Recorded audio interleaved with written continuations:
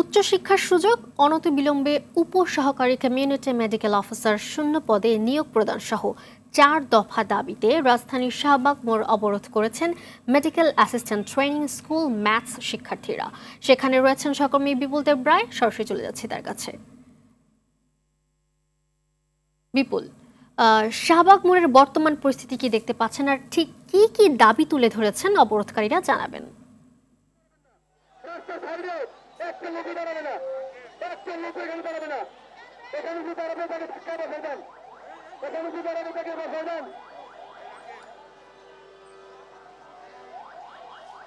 মালিহা, আসলে medical assistant স্কুলের শিক্ষার্থীরা বেলা 11টা থেকে কিন্তু অবস্থান নেই এবং আমরা দেখেছি প্রথমে তারা শাহবাগের মোড়ের যে এলাকাটি রয়েছে সেটি তারা দখল করার একটা চেষ্টা করেছিল, অর্থাৎ তারা অবরোধের যে বিষয়টি সমস্ত রোডগুলো ব্লক করে দেওয়ার একটা চিন্তা ভাবনা ছিল। কিন্তু আমরা যতটুকু জানতে পেরেছি তারা প্রথম দিকে কিন্তু শাহবাগের যে সড়ক অবরোধ করার যে বিষয়টি ছিল সেখান থেকে আসলে তারা পেরে উঠে নাই, অর্থাৎ প্রশাসনের পক্ষ থেকে ব্যাপক হারে তাদেরকে বাধা দেওয়া হয়েছে।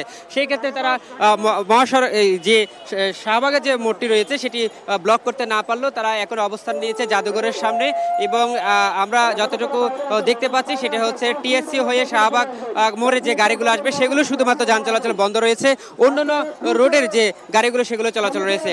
এবং আপনার মাধ্যমে জানিয়ে দিতে চাই সেটা হচ্ছে এই শিক্ষার্থীদের যে 4টি দাবি, সেই দাবিগুলো মেনে না হলে 2টা নাগাদ আবার তাদের পুনরায় আরেকটি কর্মসূচি ঘোষণা করবে। আমরা যতটুকু জানতে পারছি যে তারা আগেও একই বিষয় নিয়ে অর্থাৎ 4টি দাবি নিয়ে আন্দোলন করেছিল, স্বাস্থ্য মন্ত্রণালয়ের কাছে তাদের দাবিগুলো পেশ করেছিল, কিন্তু স্বাস্থ্য মন্ত্রণালয় 7 কর্মদিবসের মধ্যে তাদের দাবিগুলো মেনে নেওয়ার একটা আশ্বাস দিয়েছিল, কিন্তু সেই কর্মদিবসে তারা যখন আশ্বাস বাস্তবায়ন হয়নি সেক্ষেত্রে তারা আবারও কিন্তু এই রাজপথে নেমেছে। এবং আমরা দেখেছি যে শিক্ষার্থীরা শুধুমাত্র ঢাকার না বিভিন্ন জেলা থেকেও তারা এসেছেন এবং এই যে ম্যাথসের যে শিক্ষার্থীগুলো তারা একভাবে জড়ো হয়ে তারা আবারও শাহবাগে মোড়ে আসছেন।